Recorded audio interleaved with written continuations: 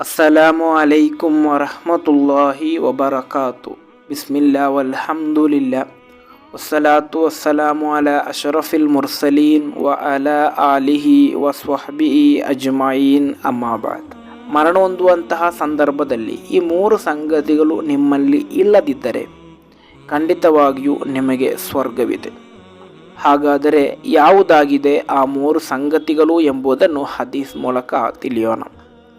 ಇಮಾಮ್ ತುರ್ಮುದಿ ರಲಿಯಲ್ಲಾಹು ಅನ್ಹು ರವರು ವರದಿ ಮಾಡಿದಂತಹ ಹದೀಸ್, ಸೌಬಾನ್ ಮೌಲಾ ರಸೂಲಿಲ್ಲಾಹಿ ಸ್ವಲ್ಲಲ್ಲಾಹು ಅಲೈಹಿ ವಸಲ್ಲಂ, ಪ್ರವಾದಿ ಸ್ವಲ್ಲಲ್ಲಾಹು ಅಲೈಹಿ ವಸಲ್ಲಮರ ಮೌಲ ಆದಂತಹ ಸೌಬಾನ್ ರಲಿಯಲ್ಲಾಹು ಅನ್ಹು ರವರಿಂದ ನಿವೇದನೆ, ಅನ್ ರಸೂಲಿಲ್ಲಾಹಿ ಸ್ವಲ್ಲಲ್ಲಾಹು ಅಲೈಹಿ ವಸಲ್ಲಂ ಅನ್ನಹು ಕಾಲ, ಖಂಡಿತವಾಗಿಯೂ ಪ್ರವಾದಿ ಸ್ವಲ್ಲಲ್ಲಾಹು ಅಲೈಹಿ ವಸಲ್ಲಮರು ಹೇಳುತ್ತಾರೆ, ಮಂ ಫಾರಕ ರೂಹುಲ್ ಜಸದ, ಮನುಷ್ಯನ ಶರೀರದಿಂದ ಆತ್ಮವು ಹೊರಡುವಂತಹ ಸಂದರ್ಭ, ಅಂದರೆ ಮನುಷ್ಯನು ಮರಣ ಹೊಂದುವಂತಹ ಸಂದರ್ಭದಲ್ಲಿ, ವಹುವ ಬರೀ ಮಿನ್ ಸಲಾಸ್, ಆತನು ಮೂರು ಸಂಗತಿಗಳಿಂದ ಮುಕ್ತನಾದರೆ, ಅಂದರೆ ಹೇಳಲಿಕ್ಕಿರುವಂತಹ ಮೂರು ಸಂಗತಿಗಳಿಂದ ಓರ್ವ ವ್ಯಕ್ತಿ ಮರಣ ಹೊಂದುವಂತಹ ಸಂದರ್ಭದಲ್ಲಿ ಮುಕ್ತನಾದರೆ, ದಖಲಲ್ ಜನ್ನ, ಆತನು ಸ್ವರ್ಗ ಪ್ರವೇಶಿಸಿಯಾಯಿತು, ಅಂದರೆ ಆತನಿಗೆ ಸ್ವರ್ಗವಿದೆ ಎಂದು. ಹಾಗಾದರೆ ಯಾವುದಾಗಿದೆ ಆ ಮೂರು ಸಂಗತಿಗಳು?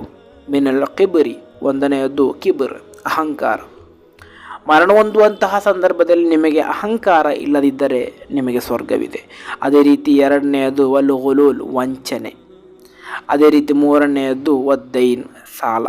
ಈ ಮೂರು ಸಂಗತಿಗಳು ನಿಮ್ಮಲ್ಲಿ ಇಲ್ಲದಿದ್ದರೆ ಖಂಡಿತವಾಗಿಯೂ ನಿಮಗೆ ಸ್ವರ್ಗವಿದೆ ಎಂದು. ಇಲ್ಲಿ ನಾವು ತಿಳಿಯಬೇಕಾದದ್ದು, ಕಿಬ್ರ್ ಅಂದರೆ ಅಹಂಕಾರ ಎಂದು ಹೇಳುವಾಗ ವಿದ್ವಾಂಸರು ಅಹಂಕಾರಕ್ಕೆ ಕೊಟ್ಟಂತಹ ಡೆಫಿನಿಷನ್, ಬತ್ವರುಲ್ ಹಕ್ಕಿ ವ ಗಮತ್ವನ್ ನಾಸ್, ಸತ್ಯವನ್ನು ನಿಷೇಧಿಸುವುದು, ಅದೇ ರೀತಿ ಜನರನ್ನು ಕಡೆಗಣಿಸುವುದು ಕೂಡ ಅಹಂಕಾರವಾಗಿದೆ. ಅದೇ ರೀತಿ ಸತ್ಯವನ್ನು ನಿಷೇಧಿಸುವುದು, ಜನರು ನಿಮ್ಮಲ್ಲಿ ಒಂದು ಸತ್ಯವನ್ನು ಹೇಳುವಂತಹ ಸಂದರ್ಭದಲ್ಲಿ ಅದನ್ನು ನಿಷೇಧಿಸುವಂತಹ ಸ್ವಭಾವ ನಿಮಗಿದೆಯಾ, ಅದು ಕೂಡ ಅಹಂಕಾರವಾಗಿದೆ. ಈ ಅಹಂಕಾರ ಎಂದು ಹೇಳುವಾಗ ನಮ್ಮ ಮನಸ್ಸಿನಲ್ಲಿ ಒಂದು ಅಹಂಕಾರ ಇದೆ, ಅಂದರೆ ಒಂದು ಡೆಫಿನಿಷನ್ ಇದೆ ಅಹಂಕಾರಕ್ಕೆ.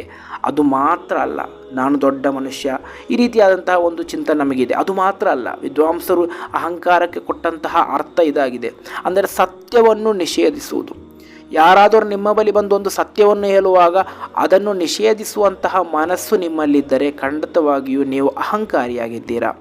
ಅದೇ ರೀತಿ ಜನರನ್ನು ಕಡೆಗಣಿಸುವುದು, ಅವನು ನನ್ನಷ್ಟು ದೊಡ್ಡವನಲ್ಲ, ನನ್ನಷ್ಟು ವಿದ್ಯೆ ಇಲ್ಲ, ನನ್ನಷ್ಟು ತಾಕತ್ತಿಲ್ಲ, ಈ ರೀತಿ ಯಾವುದೇ ವಿಷಯದಲ್ಲಾಗಲಿ ಜನರನ್ನು ಕಡೆಗಣಿಸುವಂತಹ ಒಂದು ಸ್ವಭಾವ ನಿಮಗಿದ್ದರೆ ಅದು ಕೂಡ ಅಹಂಕಾರವಾಗಿದೆ. ಆದ್ದರಿಂದ ಅವುಗಳನ್ನೆಲ್ಲ ನೀವು ತ್ಯಜಿಸಬೇಕು.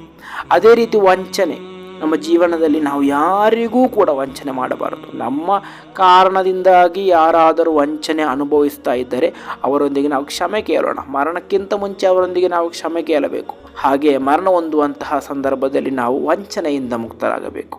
ಅದೇ ರೀತಿ ಸಾಲ, ನಮ್ಮ ಜೀವನದಲ್ಲಿ ಸಾಲವನ್ನು ಇಟ್ಟು ನಾವು ಮರಣ ಹೊಂದಬಾರದು. ಪ್ರವಾದಿ ಸಲ್ಲಲ್ಲಾಹು ಅಲೈಹಿ ವಸಲ್ಲಮರು ಒಂದು ಮಯ್ಯತ್ತಿನ ಬಳಿ ಬಂದು, ಈ ಮಯ್ಯತ್ತಿಗೆ ಸಾಲ ಇದೆಯಾ ಎಂದು ಕೇಳಿದಾಗ ಇದೆ ಎಂದು ಹೇಳಿದಾಗ ಪ್ರವಾದಿ ಸಲ್ಲಲ್ಲಾಹು ಅಲೈಹಿ ವಸಲ್ಲಮರು ಮಯ್ಯತ್ತಿಗೆ ನಮಾಜ್ ನಿರ್ವಹಿಸದೆ ಮರಳಿದರು. ಕಾರಣ, ಸಾಲ ಇರುವಂತಹ ಮಯ್ಯತ್ತಿಗೆ ನಾನು ನಮಾಜ್ ನಿರ್ವಹಿಸಲ್ಲ ಎಂದು. ಅಷ್ಟಕ್ಕೂ ನಾವು ಗಮನಿಸಬೇಕಾದಂಥ ಒಂದು ಸಂಗತಿಯಾಗಿದೆ. ಸಾಲ ಇಟ್ಟು ನಾವು ಯಾವತ್ತೂ ಕೂಡ ಮರಣ ಹೊಂದುವಂತಹ ಒಂದು ಅವಸ್ಥೆ ನಮಗೆ ಬರಬಾರದು. ನಾವು ಅದನ್ನು ಪ್ರಾರ್ಥಿಸಬೇಕು, ಅಲ್ಲಾಹನೇ ನನ್ನನ್ನು ಸಾಲಗಾರನಾಗಿ ನೀನು ಮರಣ ಹೊಂದಿಸಬೇಡ ಎಂದು.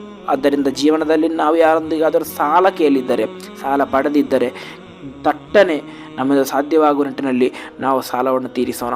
ಇಲ್ಲಿ ಅಧಿಕವಾಗಿಯೂ ಜನರಿಗೆ ಸಾಲವನ್ನು ಮರುಪಾವತಿಸಲು ಸಾಧ್ಯವಿದ್ದೂ ಕೂಡ ಮರುಪಾವತಿಸದೇ ಇರುವುದಾಗಿದೆ ನಮ್ಮಲ್ಲಿ ಅತಿಯಾಗಿ ಜನರು ಮಾಡ್ತಾ ಇರುವುದು. ಅವರಿಂದ ಸಾಧ್ಯವಿದೆ ಮರುಪಾವತಿಸಲು, ಅಷ್ಟಕ್ಕೂ ಹಣ ಅವರ ಹತ್ರ ಇದೆ, ಆದರೂ ಕೂಡ ಸಾಲ ಮರುಪಾವತಿಸದೇ ಇರುವುದು ಖಂಡಿತವಾಗಿ ನಾವು ಚಿಂತಿಸಬೇಕು. ನಮ್ಮ ಮರಣ ಯಾವಾಗ, ಎಲ್ಲಿ, ಹೇಗೆ ಸಂಭವಿಸಲಿದೆ ಎಂದು ಯಾರಿಗೂ ಕೂಡ ಗೊತ್ತಿಲ್ಲ.